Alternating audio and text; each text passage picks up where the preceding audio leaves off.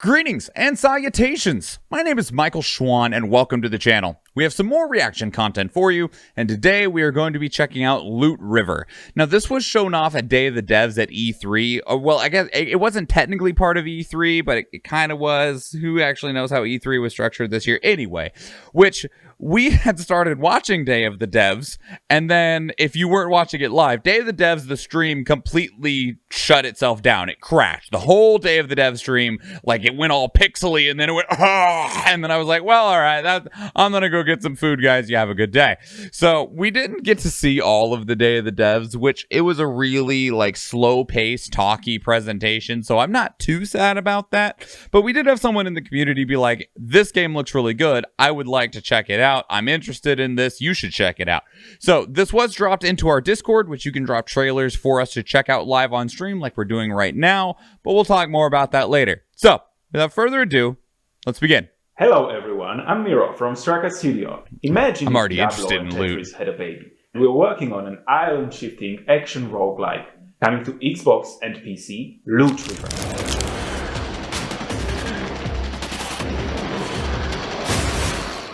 Hello, yes, I am that excited person.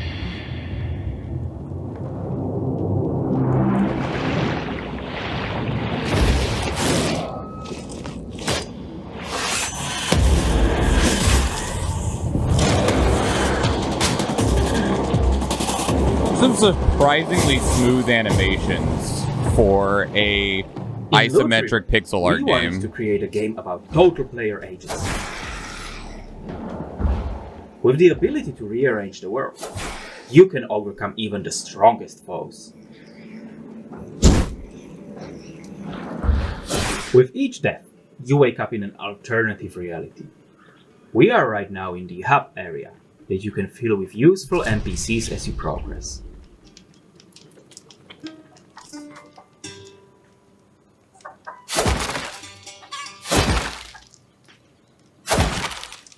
The hub directly connects to the sunken village. You Well, that was a cool traverse the effect. area using wooden platforms that you can slide in any direction you want.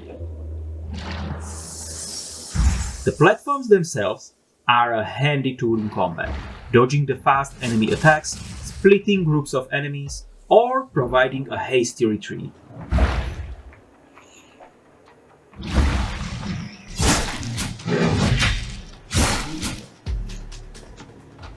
Looks really sick. Here, we have a chest I'd like to loot. However, these guys in group would tear me to shreds. Instead, I'll make a path for them, lure them out, circle back, and get my reward unharmed. You can parry most of the enemy attacks, and after you can counterattack.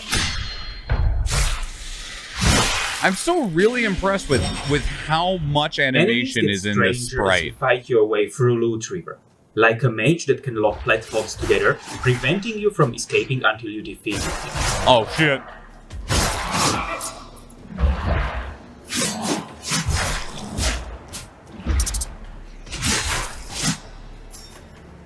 The level design is procedural, with handcrafted elements similar to Dead Cells or Spelunky. This way, we ensure the levels feel intentional and logical, with a clear way forward, while also keeping every run different. Okay, so it is like a roguelite. There's not really any HUD information, at least not that they're showing us right now. During your journey, you'll encounter many other travelers. Some of them hostile, but many still friendly. You'll encounter merchants or aspiring artists.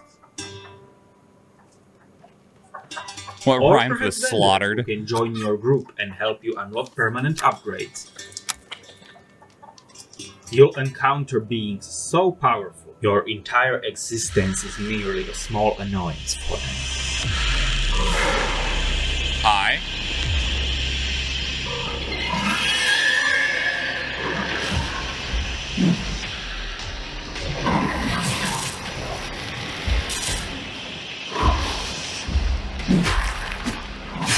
Oh shit!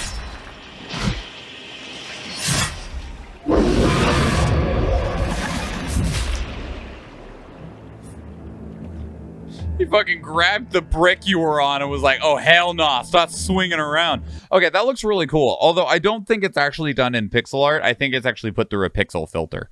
Like, looking at the big dude here, like, his textures are a little bit smoother. I'm not sure if it is all pixel art or if it's like a model that has been put through a pixelation level filter to make it look pixely. It would explain why some of the animations are really smooth. Like, the main character, his animations are ridiculously smooth if each of those sprites was individually crafted, and I don't think they are. It's just an observation. It is it's not a detriment or a knock against the game. I just think it's how they ended up making it. They made regular models that they're able to animate and move and then put a pixelation filter on them. But that's just my brain talking through what I'm seeing. This is really cool, though. The only question that I currently have is how because the person playing looks like they have pretty good control over the game in terms of like understanding how the systems work, which it's likely a dev doing this gameplay showcase, you know, which makes sense. But I'm curious how your player's movement versus the movement of the bricks or the boats or whatever you want to call it, what is the difference between those? What, like, is one on one joystick and the other one on a different one? Do you have to hit a button to lock it in terms of how smoothly can you transition between your character's movement and the river pieces, the tiles movement, because that'll make a really big difference. Speedrunner, you won't get to see the movement on how they want. Well, it's just curious of how that interaction, that transition works, you know, because it could lead to some really fun interactions of trying to juggle the movement between both your character and the bricks at the same time, and rather than like your character, your feet being like locked to the ground when you're moving a brick and you're not able to move around the brick while the brick is moving or something like that. It's genuine curiosity on my part, because it could lead to a lot of fluidity in the depth of the movement of being able to continuously keep moving around. But I don't know. I'm also curious, like, I mentioned you while we were going through the trailer the first time, there's no HUD or anything, which makes me wonder, how do I know how close to dead I am? There might be a HUD, and they just didn't show it for this particular trailer in this showcase. This looks really cool, though. I like a lot of what I'm seeing here. The question will be, for me, now that I've played a decent number of roguelites at this point, and one of the problems that I end up running into with them is, like, how long are runs, because like I played I'd say like 6 hours or so of Hades, and Hades runs can get really long. Another roguelite that I enjoyed a lot is Risk of Rain 2, which Risk of Rain 2's runs, even if you choose to end the cycle, can run really, really long. And that's just one of the things of, I'm like, I might need to like run and do something, you know. But I am very interested. The only last thing that'll be like price point. I would raise an eyebrow at $20. Anything beyond $20, I'd probably just wait for a sale or wait for some people that are wait for some reviews to tell me whether it's like genuinely good or not, beyond just what the visual presentation is. I like the concept. I like what it's going for. Just it'll have some things that really make the difference. Are you able to defeat this thing, by the way? This big, horrible monster? I assume you can put the brick up next to it, maybe? Oh, you can attack its hand right there. Maybe that's what you gotta do. Just stab its hands enough, and then it eventually gets tired of you and ends your run, maybe? I don't know. It did say that you're just completely insignificant to it, so I imagine maybe runs are definitive. Maybe you do hit an end, and it's just like, well, you're done now. You managed to attack this boss's hand enough to free a person, an item, an ability, or something like that, and now you're going to reset. Which I wouldn't be against that at all, because it gives you that definitive start and stop.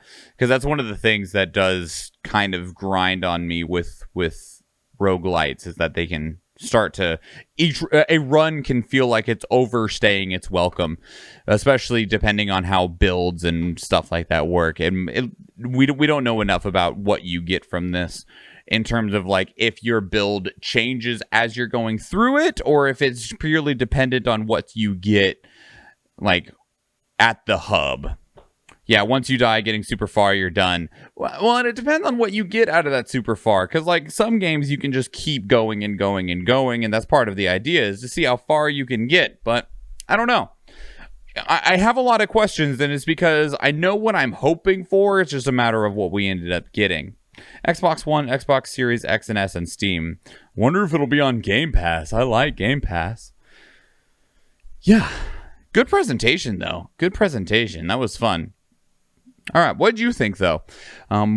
Is Loot River looking like something that you're already sold on, or are you on the skeptic train, or are you just not interested at all? Because I know that roguelikes are definitely something that some people adore, some people enjoy, and some people are like, yeah, no, no. You prefer Hades more than, say, Isaac or Risk of Rain? I mean, even Hades, like, other issues that I have with Hades aside, getting through a full run, because Hades runs do have a definitive end, but those runs took a long time, and there was no real, like, stopping in the middle of them, which was part of, like, it's like, you want me to go for quite a fucking while.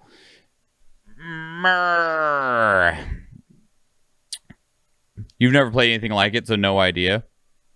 Saves every room. Are you able to exit in every room? Questions for later. Anyway, to you, what did you think? Does this look like something that you want? Leave your thoughts down in the comments below. Otherwise, if you'd like to keep up the conversation somewhere else, you could do so on Discord or Twitter. Both are great places because I love to talk, and I talk a lot, and I'd love to talk some more if you would like to talk with me. And speaking of Discord, as I mentioned in the intro, some of these trailers, including this one, are provided by the community. You can drop them down into the channel that's in the Discord. Got a little turned around there. Anyway, we're going to go watch another one. So if you want to join us for these, we go live on Tuesdays, Thursdays, Fridays, and Sundays.